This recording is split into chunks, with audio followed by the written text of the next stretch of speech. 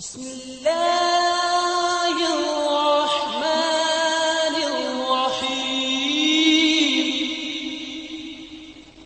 جمعے کے روز آیا صوفیہ میں نماز جمعہ کی ادائیگی کے موقع پر ایک منظر نے مسلمانوں کو چونکا دیا، اور وہ منظر یہ تھا کہ عمومی طور پر جب امام خطبہ جمعہ دیتا ہے تو اس کے ہاتھ میں ایک عصا ہوتا ہے، لیکن جمعے کے روز آیا صوفیہ مسجد میں امام نے تلوار تھام کر خطبہ دیا۔ ایسا کیوں تھا؟ ترکی کے شہر استنبول کی تاریخی جامع مسجد آیا صوفیہ کے ممبر و محراب میں 86 سال بعد اذان کی صدائیں بلند ہوئیں تو ملک بھر سے ہزاروں فرزندان توحید کھنچے چلے آئے۔ نماز سے قبل ترک صدر اردوان نے تلاوت قرآن کی سعادت حاصل کی، جبکہ وزیر مذہبی امور پروفیسر ڈاکٹر علی نے خطبہ جمعہ دیا۔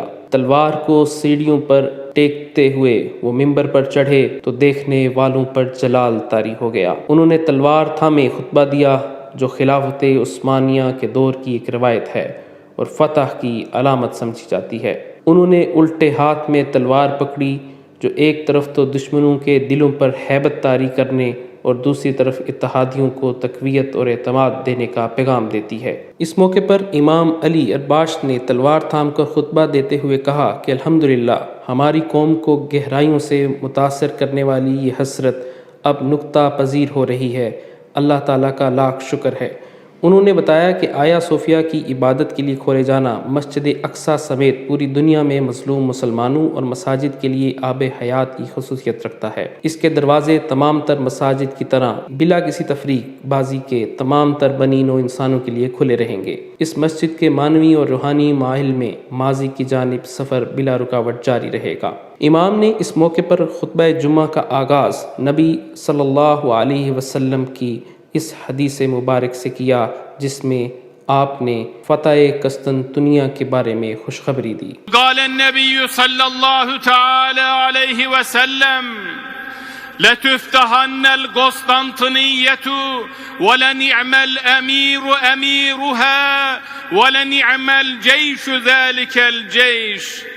خطبہ جمعہ کے دوران امام نے طویل دعا کروائی، جس میں امت مسلمہ کے دوبارہ عروج کی دعائیں مانگی گئیں۔ لوگوں نے اشکبار آنکھوں سے دنیا بھر میں مسلمانوں پر ہونے والے مظالم سے نجات اور دوبارہ ایک امت بننے کی التجا کی۔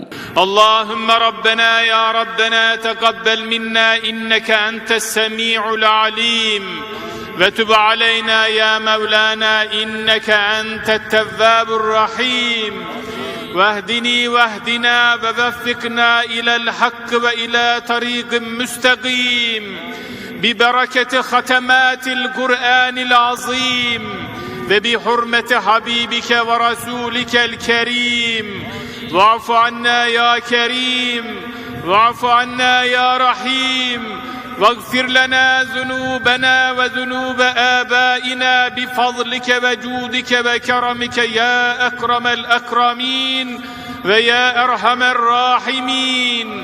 اللهم زينا بزينة ختمات القرآن وأكرمنا بكرامة ختمات القرآن وشرفنا بشرافة ختمات القرآن وأدخلنا الجنة بحرمة ختمات القرآن۔